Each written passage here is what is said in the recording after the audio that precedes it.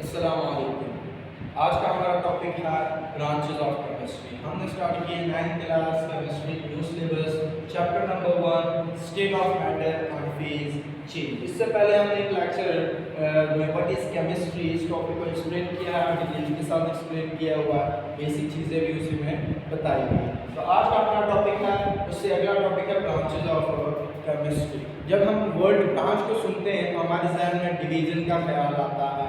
तो branches of chemistry का मतलब ये है कि केमिस्ट्री को डिवाइड किया गया है। तो सवाल ये किया जाता है कि इसे क्यों किया गया, कि पर्पस ऑफ ब्रांचेस क्या थे कि केमिस्ट्री को डिवाइड करना पड़ा।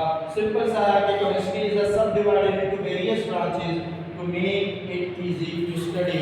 केमिस्ट्री को इसलिए डिवाइड किया गया ताकि इसको पढ़ा जाए आसानी के साथ, उसकी स्टडी को आसान बनाया जा सके। तो ये वही पर्पस है जिसकी बिना पर हमने साइंस को डिवाइड किया था। तो आज हमारा पहला ब्रांच जो है वो है फिजिकल केमिस्ट्री। फिजिकल केमिस्ट्री क्या होती है?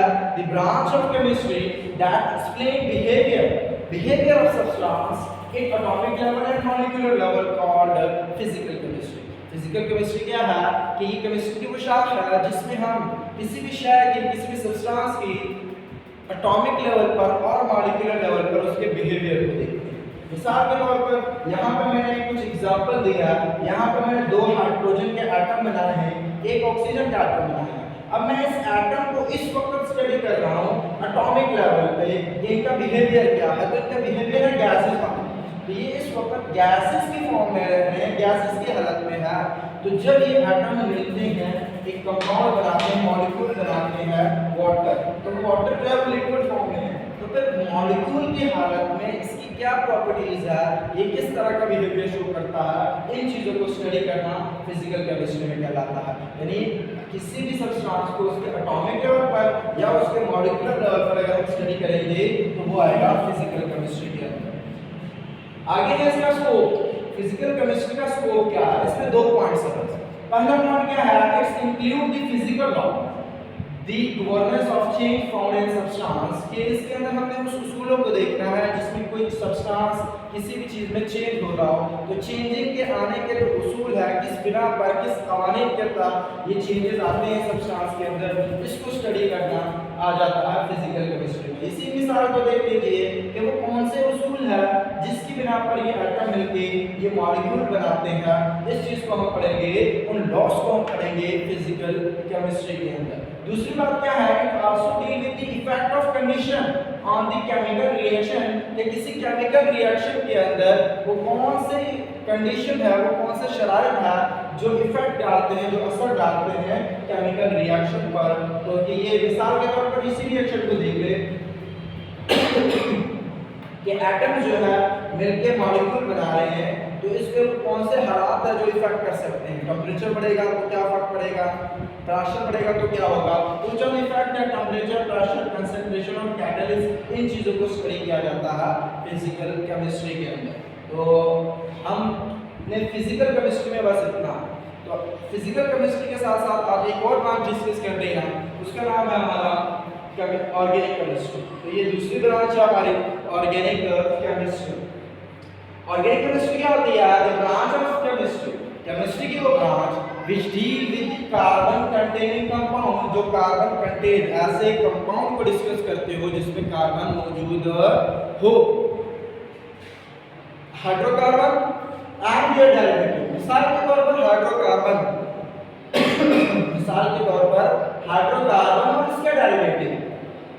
कह रहे कि केमिस्ट्री की वो ब्रांच जिसमें हम कार्बन कंटेनिंग कंपाउंड, यानी ऐसे कंपाउंड जिसमें कार्बन मौजूद हो, तो वो कंपाउंड कौन से होते हैं? वो हाइड्रोकार्बन होते हैं या उसके डेरिवेटिव्स होते हैं। एक्सपेक्ट कह रहे सिवाय, लेकिन इसमें कुछ कंपाउंड ऐसे हैं जिसको हम ऑर्गेनिक केमिस्ट्री में स्टडी नहीं करते, लेकिन उनमें कार्बन मौजूद होता है। जैसे कि carbonates, oxides and carbides are called organic chemistry. कह रहे कुछ कंपाउंड है जैसे कि कार्बोनेट्स है, ऑक्साइड्स है और कार्बाइड्स है। कार्बोनेट्स की मिसाल है सोडियम कार्बोनेट, ये 2 भी सोडा आम जुबान में जिसको कहते हैं। इसमें बेशक कार्बन मौजूद है, इसमें बेशक कार्बन मौजूद है, लेकिन इसको ऑर्गेनिक केमिस्ट्री में स्टडी नहीं किया जाता। इसी के साथ है आपका ऑक्साइड, कार्बन डाइऑक्साइड इसकी एक मिसाल है। इसमें कार्बन तो मौजूद है, लेकिन इसको भी हम ऑर्गेनिक केमिस्ट्री में स्टडी नहीं करते। इसी के साथ हमारे पास कार्बाइड्स, कैल्शियम कार्बाइड इसकी खास मिसाल है कि इसको भी हम ऑर्गेनिक केमिस्ट्री में स्टडी नहीं करते। उसकी कुछ वजूहात है जो कि आगे नेक्स्ट लेक्चर्स में इंशाल्लाह डिस्कस करते हैं कि जब सामने आएंगे। तो ये कुछ वजूहात की बिना पर, कुछ शराइत की बिना पर जो ऑर्गेनिक केमिस्ट्री के साथ इनसे नहीं मिलती, इसकी बिना पर उनको हम ऑर्गेनिक केमिस्ट्री में स्टडी नहीं करते। लेकिन इसके अलावा जितने भी कंपाउंड है जिसके अंदर कार्बन मौजूद हो वो कहाँ पे स्टडी किया जाएगा? ऑर्गेनिक केमिस्ट्री के अंदर स्टडी किया जाएगा। मैंने यहाँ पे अगर हाइड्रोकार्बन का जिक्र किया है तो हाइड्रोकार्बन होते क्या है? Covalent compound of carbon and hydrogen. Hydrogen और कार्बन का कोवैलेंट कंपाउंड होता है, यानी ऐसा कंपाउंड जिसमें एक हाइड्रोजन और कार्बन मौजूद हो, सिर्फ हाइड्रोजन और कार्बन मौजूद हो कोवैलेंट बॉन्ड के जरिए, तो वो कहलाते हैं हाइड्रोकार्बन। यहाँ पे मैंने उसकी एक मिसाल दी हुई है मीथेन। मीथेन CH4 इसका फार्मूला है। इसमें अगर हम देखें तो ये कार्बन और हाइड्रोजन ही है, इसके अलावा कोई दूसरा एलिमेंट नहीं है, तो ये होगा हमारे पास हाइड्रोकार्बन। तो मीथेन के बारे में कहा जाता है कि it is a simplest hydrocarbon.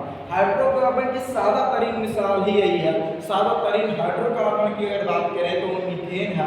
Methane के बारे में एक इंटरेस्टिंग फैक्ट ये है कि जो आपके घरों में गैस आती है ये 85% मीथेन ही होती है। अगर मैं बात करूं कि डेरिवेटिव का जिक्र किया तो डेरिवेटिव क्या होते हैं? तो इसी हाइड्रोकार्बन से डेरिवेटिव निकाले जाते हैं। डेरिवेटिव का वर्ड का मतलब ही माखाज है, किसी चीज से निकाला गया। तो हाइड्रोकार्बन में से किसी एक कंपाउंड को दूसरे कंपाउंड से रिएक्ट करवा के जो नया कंपाउंड बनता है वो क्या होता है? उसका डेरिवेटिव होता है। मिसाल देखेंगे मीथेन है, इसको क्लोरीन के साथ रिएक्ट करवाया, मेरे पास जो कंपाउंड बना वो है मोनोक्लोरोमीथेन, या इसे मिथाइल क्लोराइड भी कहा जा सकता है। तो अब ये क्लोरोमीथेन जो है इसको मैं अगर सिंपली देखूं तो बिल्कुल सेम टू सेम है, बस एक हाइड्रोजन को रिप्लेस कर दिया किससे? क्लोरीन के साथ। तो अब ये एक नया कंपाउंड बन गया, इसको हम कहेंगे डेरिवेटिव। तो ये डेरिवेटिव ऑफ सिंपलेस्ट हाइड्रोकार्बन, सादा तरीन हाइड्रोकार्बन का जो डेरिवेटिव है वो ये है मोनोक्लोरोमीथेन। वैसे तो आपने याद ही करना है, ये सिर्फ समझाने के लिए।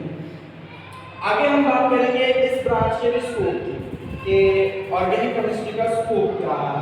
तो it discuss the structure and properties of organic compound, कि ये ऑर्गेनिक कंपाउंड के स्ट्रक्चर और प्रॉपर्टीज को डिस्कस करता है। स्ट्रक्चर क्या होता है ये हम प्रीवियस लेक्चर में डिटेल से, और इसी तरह प्रॉपर्टीज क्या होते हैं इसको भी हम प्रीवियस लेक्चर में डिटेल से एक्सप्लेन कर चुके हैं। लेकिन मैं अगर वैसे डिस्कस करूँ इधर तो ये अगर मीथेन का स्ट्रक्चर है, जैसे मैंने इसको खोल के लिखा है CH4, तो ये मीथेन का स्ट्रक्चर है। स्ट्रक्चर को पढ़ना, प्रॉपर्टीज क्या है इसी एक कंपाउंड की प्रॉपर्टीज, जैसे कि मैंने बताया कि गैस में होती है 85%, तो इससे अगर हम आग लगाना चाहें, फ्लेमेबल है, आग लगाएंगे तो आग पकड़ने की, ये इसकी एक प्रॉपर्टी होगी। तो ऑर्गेनिक कंपाउंड क्या होता है? Organic compound in which carbon is a main component, के कार्बन जो है जिसका मेन हिस्सा होता है, मेन जुज होता है। ऐसा कोई भी कंपाउंड जिसमें कार्बन हिस्सा हो, कार्बन जिसका मेन हिस्सा हो, वो चीज वो कंपाउंड कहलाता है ऑर्गेनिक कंपाउंड।